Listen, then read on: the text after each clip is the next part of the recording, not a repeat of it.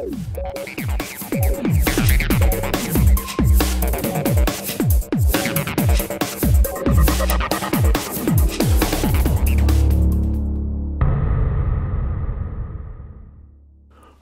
bury me not on the lone prairie where the coyotes wail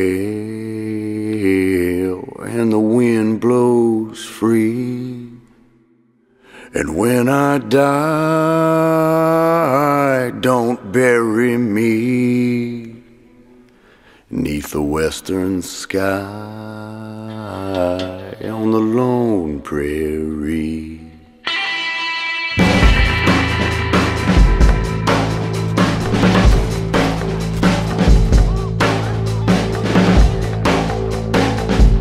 Ако GTA 4 може да се нарече в известен смисъл симулатор на съвременен мегаполис, то новата игра на Rockstar, Red Dead Redemption, претендира за нещо повече. Въпреки че се води втора част, можем с чисто сърце да кажем, че почти няма нищо общо с оригинала. Redemption предлага цял един свят с градове, гори, каньони и прерии, в които е приютена истинска екосистема, незасегната от автомобилите и цивилизацията. От друга страна, заглавието не крие своите автоджамбаски корени. Двете игри си приличат по това, че световете им си функционират и без участието на играча, но същевременно се умяват и да предложат силна история и невероятно цветисти персонажи. Sure. Ето защо, поне според скромното ни мнение, трябва да се направи паметник на създателите, защото Red Dead Redemption е събитие в игрите, откъдето и да се погледне.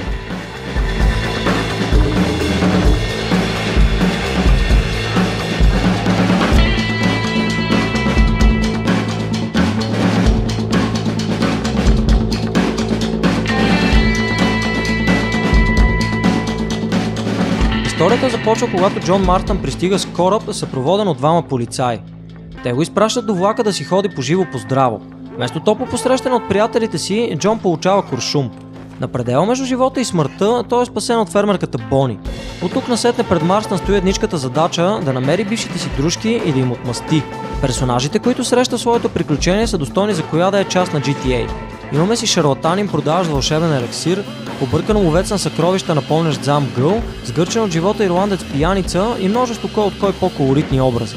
Yes, boy, you messed up properly this time, didn't you? You little paddy bastard!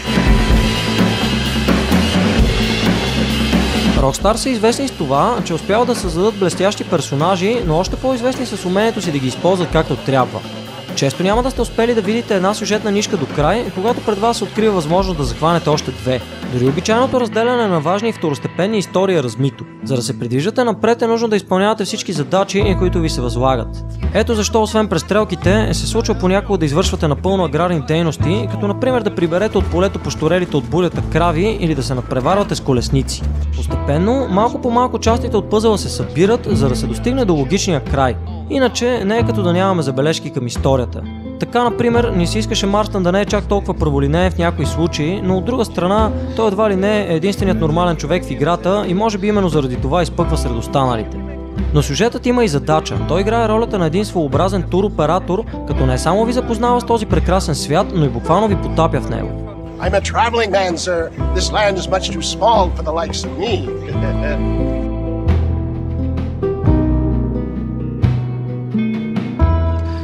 This is the land of opportunity, mister! And I'm giving you the opportunity. Прочутият марков подход на Rockstar за организация на играта и начинът, по който протича геймплеят, се разпознава от първата минута.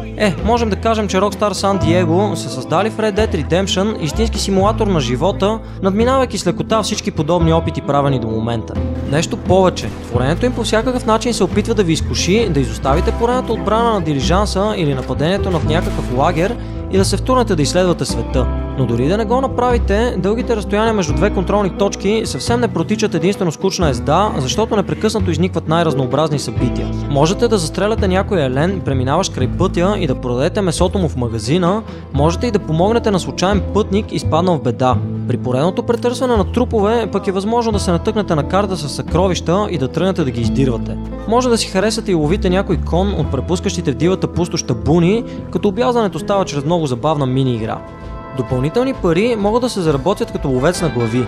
Ако пък стресът ви е дошъл в повече, можете да ударите по едно уиски в бара, а след това да предизвикате на честен дуел нещастника до вас.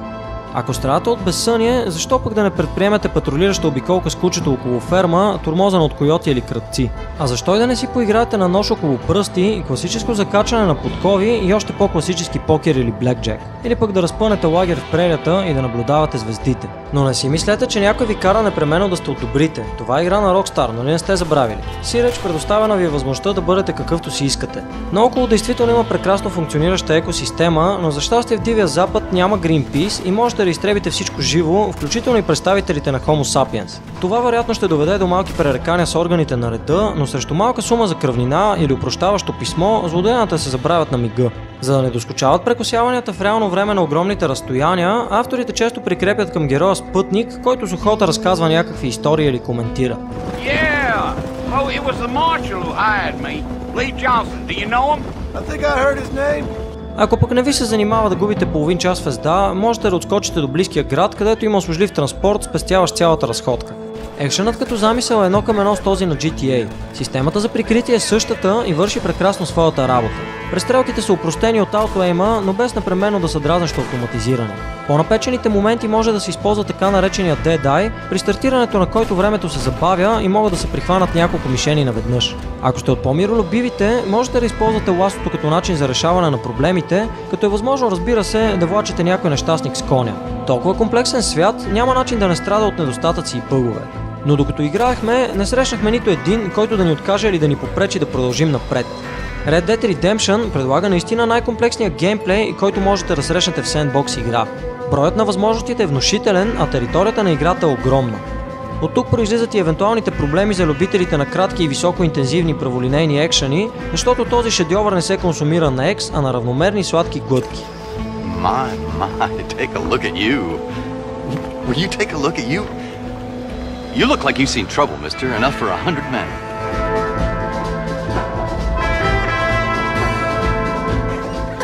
Look at me! Look!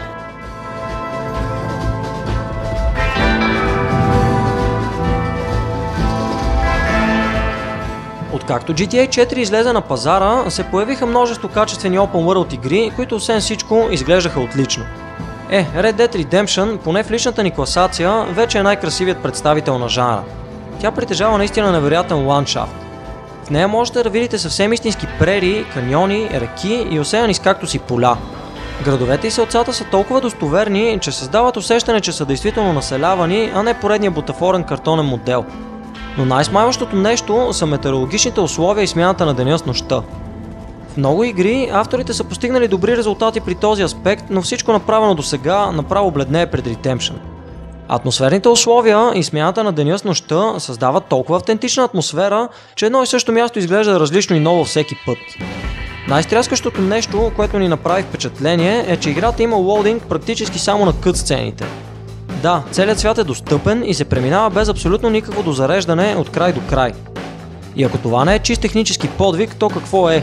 Do I ever like the sound of that? Музиката и озвучаването също заслужават хвалебствия. Нали не си мислехте, че струващата близо $100 милиона игра ще бъде претупана точно тук, особено като знаем колко силни са рокстарци в това отношение.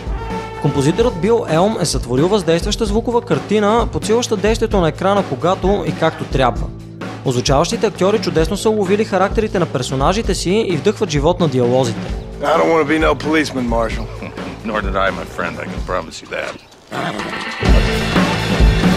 Това е Red Dead Redemption. Жива, пълнокръвна симулация на Дивия Запад. Игра, в която можеш да живееш с месеци, заглавия от най-висок калибър, поредния бисер в продукцията на Rockstar. Ако харесате дори едно нещо от всичко, което споменахме до тук и искате да направите разумна инвестиция, купете тази игра. Струва си. I can distract the guards.